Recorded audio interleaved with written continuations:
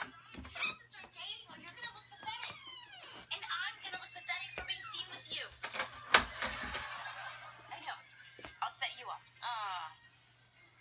Okay, if you don't want to do this, just say so. Hello. Yeah, I guess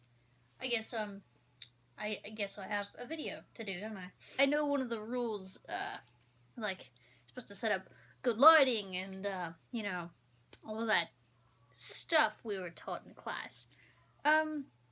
Well, funny thing. I have, like, no relatives that live near me that are older, you know? So, I guess the only real way to do this is, go inside the TARDIS, steal its electromagnetic pulse simulators, and, you know, hook them up to my rooms, and get a box, or, like, the tablet I was using, you know, an interface, you know, something to portray the screen on, and connect to someone who lives, in Tennessee, with an Irish wizard in an RV. So, funny thing, I can't really take you with me to go to the TARDIS. So, because, you know, I'm gonna go do that, and I'll be right back. I don't want to take time at all, you know? Not even 20 minutes, okay? Not even 20 minutes. 20 minutes later.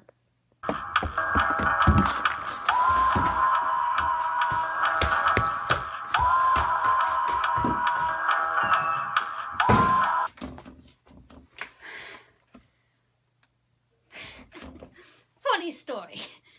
I got it. So basically, I found this, and then I connected it to the TARDIS via intergalactic waves of communication. I don't know why explaining this to you like you would even know what I'm talking about. Basically, this has a kind of like Wi-Fi connection to the TARDIS. So that I can break time and dimension just a little bit, like Jack Harkness's watch. Holy hells. Also kind of stole the Doctor's shoes. So, yeah, and I might have looked in the wardrobe of the TARDIS just a little bit, you know. So now we have what we need to communicate with the sister by the name of Samantha. This is additional information that we could get through said TARDIS. But also couldn't steal the I couldn't steal his Sonic.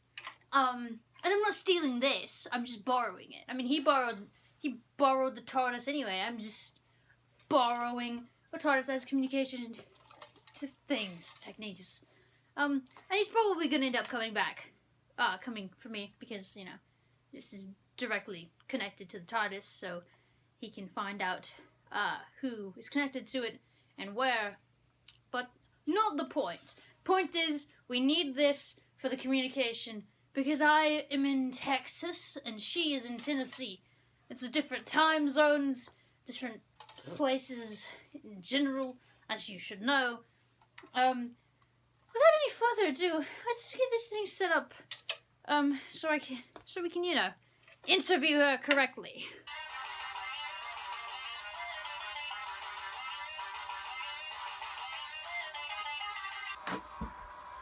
Finally, it is done.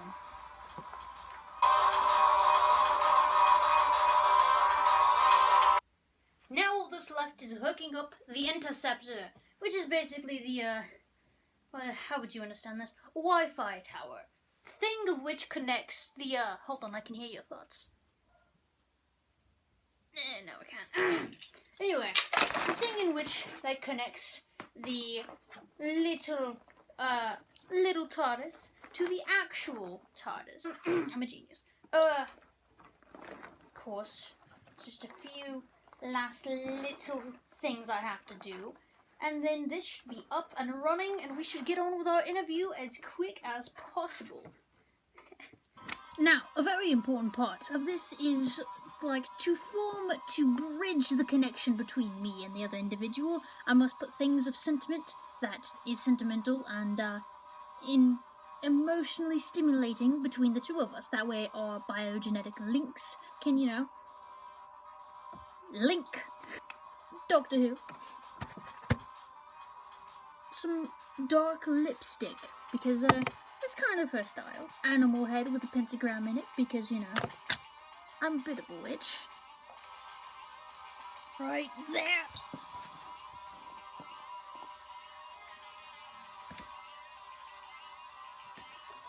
Great Scott! It seems we're about to have a connection with her. So, an important thing to note and keep in mind is you'll be envisioning what's happening through the machine. Sit back, strap on in. Not that there'll be roads where we're going. Because where we're going, we don't need roads.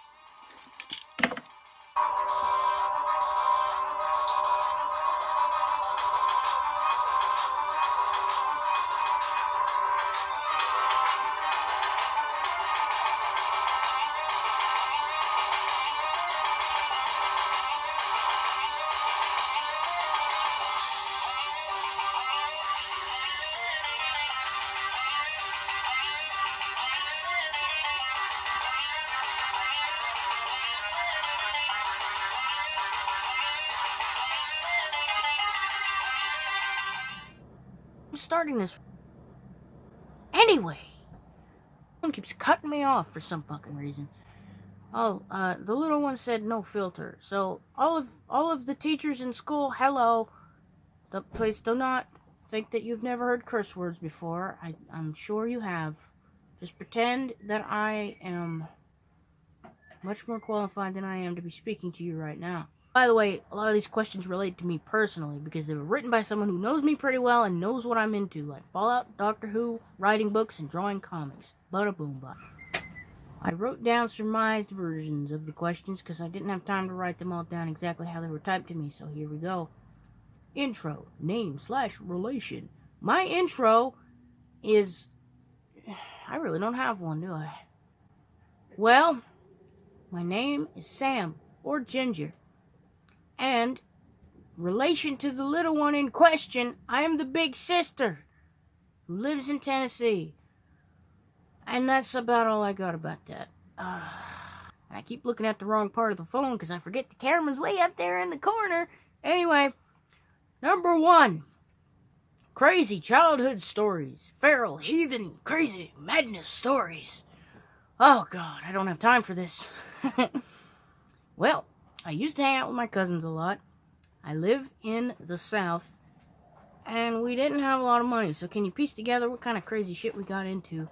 This is going to make me sound worse than I am, because a lot of these bad habits I have long kicked since I was a kid, but we come from a colorful family, and you had to keep yourself amused in some way. So just keep in mind, I don't do most of this shit anymore. But this is how it used to be.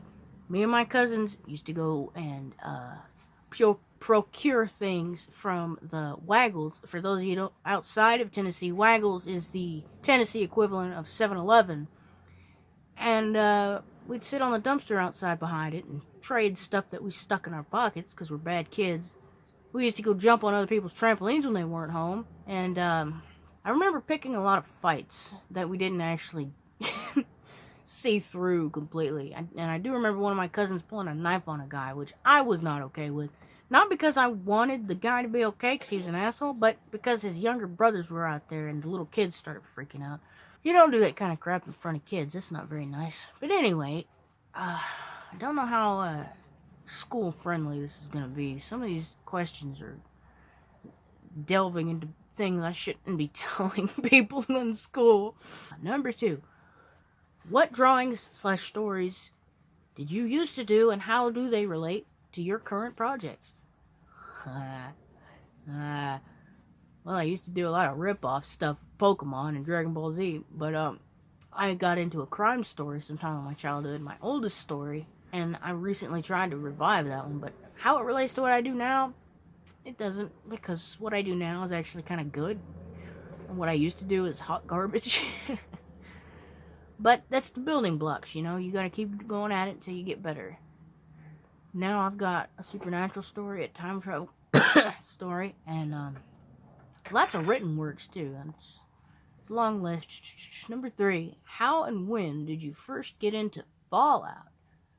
If you're on my channel, you'd know what I'm talking about, because it's mostly 𝘃𝑗𝘅 fans lingering around the conspiracy channel. And 𝘃𝑗𝘅 fans know Fallout. That happened when I lived in an apartment complex called Huntington with all of my friends. Big old conglomerate, bunch of roommates. Bunch of crazy people that we were. It was a very weird bunch, including me. We were all very strange people. And my boyfriend at the time got a PS3 and Fallout New Vegas. And I, being the broke person that I, like, stunted a generation behind on technology, was just, like, blown away by that sort of technology. And I was like, oh, what game is that? You're exploring a whole world. There's no Mario. There's no Sonic. You're just going. And I took it away from him, and I just started binging on it and drinking all kinds of them little glass Cokes you get from Kroger that come from Mexico that actually have real sugar, because they reminded me of Nuka-Cola. That was the only reason. So I was binge drinking Nuka-Cola and playing Fallout, like, binging on it. And then when I got together with my boyfriend after him, he's the one that introduced me to YouTubers all over the place, and I saw other people playing them, and I was like, oh my god, people watch this crap? It's horrible, but I love it. It's hilarious. I'm so behind, man. I didn't even know you could draw on a tablet until I met him. And now that's how I do all my comics. It looks a lot shinier than trying to use office pens like it's professional art equipment. It's real bad. It's real bad. Anyway, how and when did you first get into Doctor Who? That also happened at Huntington. Because me and my bunch of group of friends would binge things on Netflix, and we were the kind of people who prioritized the internet over basic living necessities like food and water. So we always had something to watch, and we just ignored the fact that we were hungry most of the time. We were all they got me super into Doctor Who, and then I just fucking ran with it. It grew to be another obsession. When and what was your first published book? I summarized these a little bit. When was it published, and what book was it? First book published, first book finished, is a book called Wicked. It's a murder story that takes place in a fictional town in Texas, and it's got this... It was inspired by the Nick Cave song, Red Right Hand, and I'm sure you've heard of it if you ever watched Scream. Damn it. Shut up! No!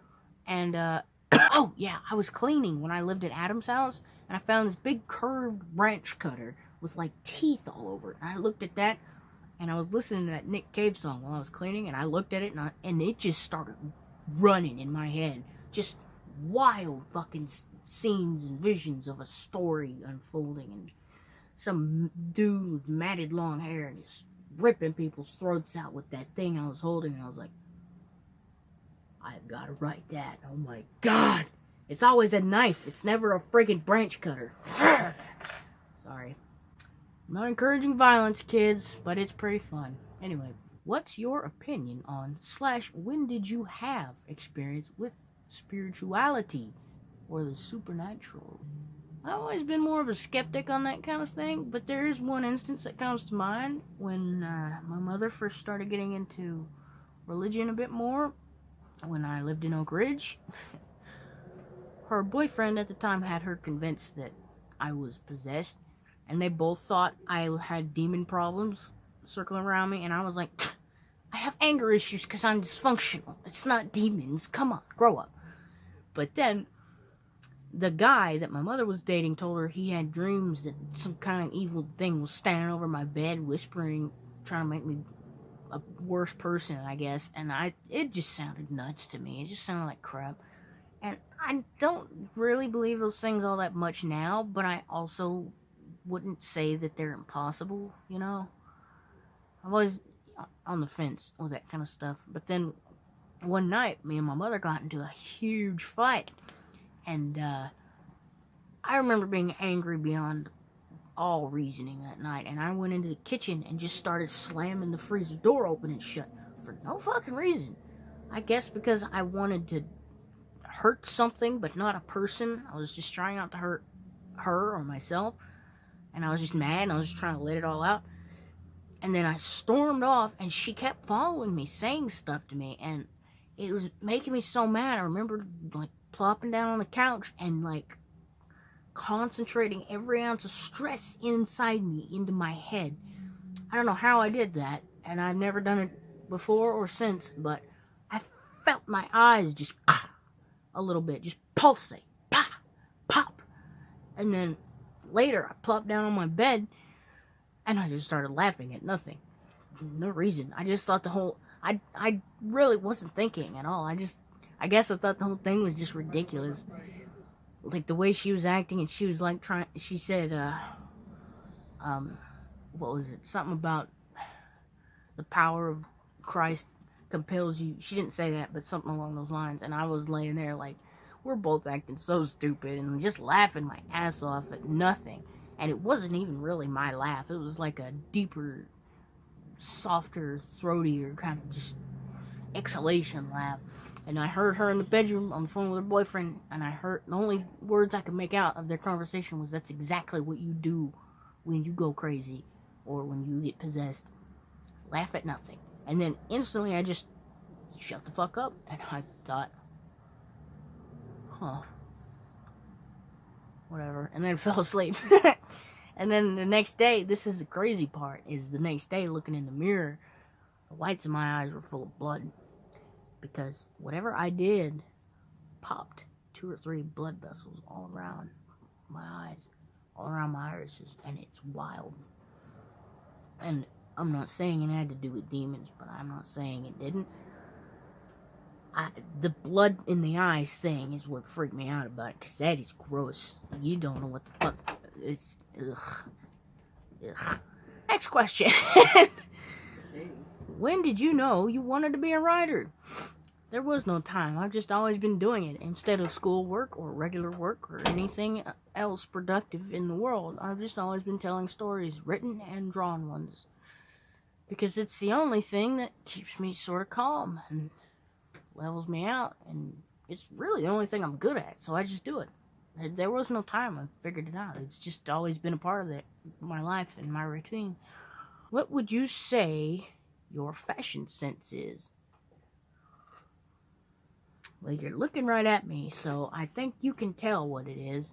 I have a specific phrase for it. I call it stunted in the 90s. That's pretty much it. Stunted in the 90s. Leather and plaid shit. It looks good on me. Shit people wear nowadays, that doesn't look good on me.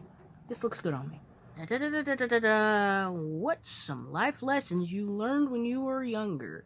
Important lessons. What did I learn? What did I learn when I was younger? A lot of bad lessons that I would not encourage myself to pass on. But it's a question, and I'm in an interview, so I'll do it anyway. That's a tough one. I don't really know. There's some mean ones that I wouldn't want my family to hear, but I'm gonna say it anyway. There were a lot of people in my family that really deeply ingrained the "I am not gonna turn out like you" lesson. And then, ironically, a lot of that didn't even work. But anyway, well, I guess it did. I'm not in jail. I'm not doing... Oh, God, I can't get into that. Anyway, I'm not... I've success... Oh! I know one. It didn't turn out completely like everyone in my family, because I was the first in 2 generations to get a damn diploma. Shut up! And, there's an Irishman back there. I don't know if you can hear that. Hey, you say it like it's a bad thing. I learned that hurting other people out of your stress just spreads the problem of dysfunction like plague, so just try your best not to do that. Don't spread the anger. Just put it somewhere else. Put it in a story. Or put it in a story. That's really the only healthy one I have. Okay. What did I learn when I was younger? What did I use? This one's got me stumped. I can't even... Because I didn't learn shit when I was younger. I didn't learn anything until the recent past few years. But when I was younger, I learned cops were assholes. If you were even the slightest bit defiant as a kid. 'Cause I do remember my family going down the street to go hustle some neighbors or something. Somebody they had a beef with, I don't remember. But they left all his kids in the car. We were out in rural Tennessee, like in the middle of nowhere. And these cops came up to us, and this fat dude with a flashlight. It was kind of good cop, bad cop, I guess, because this fat dude with a flashlight. I was trying to get out of the car and go after them later, because they were gone for a long time. And I was the oldest, so I was like, stay here, I'm going to go see what the fuck's up. And then the cops came and said, you get back in that car right now. And I said, I need to go find my family. And he raised his flashlight at me like he was going to hit me with it and said, get your ass back in that car. And I jumped at it. And I was like 9. I wasn't going to be able to do shit, but I still jumped at him like, the fucker, what are you going to do? And then the cop's partner tapped him on the arm and yanked it back. He said, come on, man, don't be doing that. Because, you know, some people frown upon it whenever you raise a giant flashlight to a little girl's face and threaten to beat her with it. But, you know, whatever. Different strokes. Anyway, I learned that cops can be assholes, but not all of them. Because one of them was nice, the other one wasn't. Oh, I learned you can't do anything in school or at home because you have no freedom and you're not considered a person until you're older. If anyone is hurting you or mistreating you in any way, get over it, because CPS is only there to harass parents with very minor problems. They won't actually take action when a child's life is in danger, and they like to wait until someone actually gets hurt or killed before they do a damn thing to lift a finger. I'm sorry. I was told to be uncensored, so I'm going to be uncensored. What I learned when I was younger: when you write to a judge about your living situation and how horrible it is, they won't answer and they won't care. What I learned when I was younger: usually the only way to get a dysfunctional family to respond or acknowledge whatever kind of peril you're in is to basically to do a lot of things that would land you in a loony bin. Because that's the only thing that gets crazy people to listen. I'm not saying do it, don't do it. I'm saying that's what I learned when I was a kid.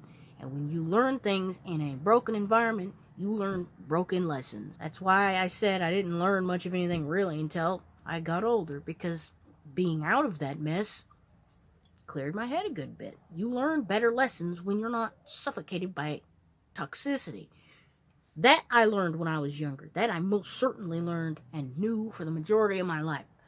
I'm gonna move on from this damn question now because it's killing me. Alternative school stories. Well, if that isn't just the most related question ever. Well, the first day at the alternative school called the Learning Center, I watched somebody snort crack off of a science book outside, and then alternative school, the Learn Center, the one I went to had a regimen sort of similar to the loony bin, where they had a specific way and manner they would restrain and detain you. So I've seen a lot of people getting pinned down on all fours with a grown person on each limb, sometimes getting handcuffed and thrown out of the building. And, I have a lot of stories from that place. I can't tell all of them. There's Anthony, my first boyfriend. He was weird. He was real weird. And in certain sunlights, he looked just like my father, which keeps me out now. Anyway, you take off his glasses, and then the sun hits his face just right, and he closes his eyes. He looks exactly like my father, and that just made my skin crawl after that. Oh, God. Ugh.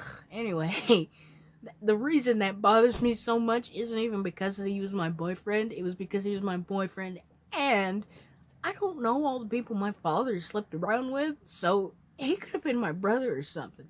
And that is a story about the Learn Center, because people would find shit out like that all the time. Like a dude and a chick would start dating, and then they'd find out later they were related somehow. Or their parents would get married, and then it would get real awkward. It's really bad. It's really... The alternative school stories are very not good. Very not good. I had one I was gonna tell. Oh, yeah, there was this dude that I used to know there, and he was an asshole to everybody. But he was the kind of asshole who's like, no, I'm your friend. I'm a good friend of yours. I'm just gonna treat you like dog shit. Those real confusing people where you don't even know where you stand with them, because they're an asshole one minute and they're your best friend the next. But I was in ISS one day, and you know what ISS is, every school has it. But in the Learn Center, it was just these little prison stalls they had outside of the actual ISS room. You sit at a desk by yourself, and he was in the one in front of mine. And he started throwing me notes. And by the way, this is kind of stuff had never happened between me and him before. So he was bored out of his mind, and I was too. That's all it was. And he was throwing me notes, and we were just bullshitting for a little while. And then he started trying to talk me into letting him come back there so we could fool around. And I was like, no thanks, I'm good. And he kept doing it, like, come on, man, you don't know what you're missing out on. And I'm like, nah, I'm good. No, thank you.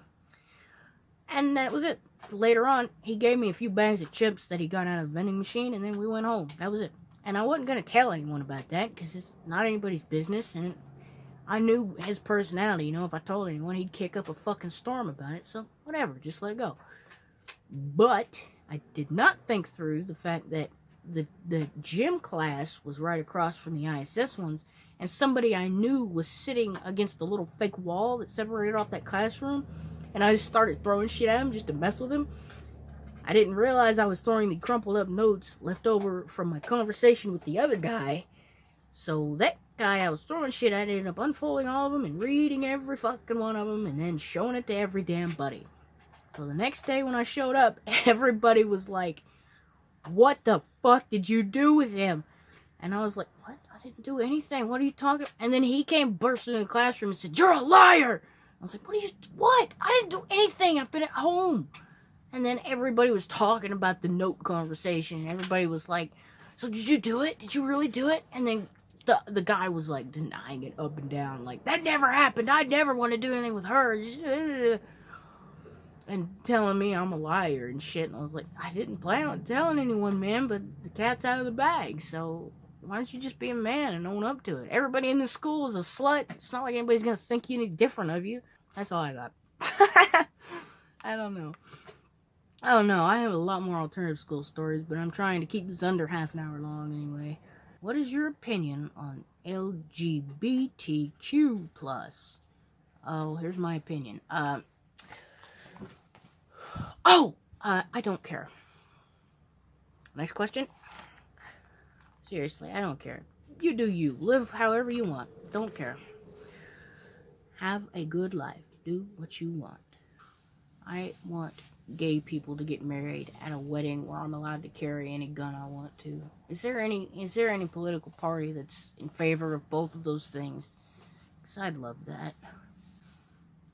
Anyway, favorite color / food / shows / drinks. Color. It's a tie between red and blue. Food. Hot wings. Shows. Show me the money. Doctor Who. Rick and Morty. Hold on, I have more. I don't know. Basically anything that involves cynical scientists and time travel, apparently. Drinks. Monster. For to get hyped. For to get things done. Sweet tea. Just because it's nice. And Smirnoff. For the rare once in a blue moon evenings when I need to drink to feel better. That doesn't happen very often, but when I do it, it's with the green apple Smirnoffs. They taste like candy. Favorite YouTubers? Well, again, if you're on the conspiracy channel, you know that answer. 𝘚𝘶𝘱𝘬𝙀𝘚. Oh, but I love JonTron too. He's amazing. And I love Amazing Top 10 and Haha Oh No. 𝘚𝘶𝘱𝘬𝙀 and JonTron are my favorite YouTubers that actually do YouTube things. But my other two favorites are Amazing Top 10. They make Top 10 facts videos and they tell lots of scary stories over there, and it's great.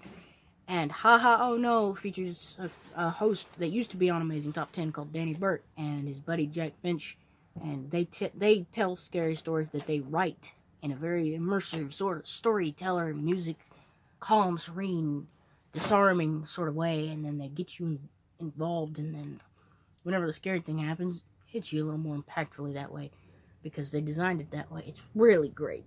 I highly recommend all 4 of those channels. And additional facts about me. Oh, I don't have any that are fit to share, but I've been saying that this whole video, so, don't know. I don't really know. I have cats. Look. There he is. Say hi, Swirly, with your 5-toed feet. Hi. He's been sleeping under the camera this whole time. Oh, don't do that. Okay. There's an Irishman and 2 other cats back that way. And, what else? Oi! Anyway. I think that's about it. I write mangas. I draw them with this hand. And if you see me doing this a few times in the video, there's a reason. I'm getting the very first stages of carpal tunnel in here, and I'm trying to keep, I just screw around with my hands sometimes to make it keep doing its damn job and being a hand, so that I know that later when I go to start drawing in my comic, it will do its job and draw the comic. But every now and then I'll be doing this and somebody will look at me real weird, like I'm trying to do a Star Trek Pac-Man shit. I don't know.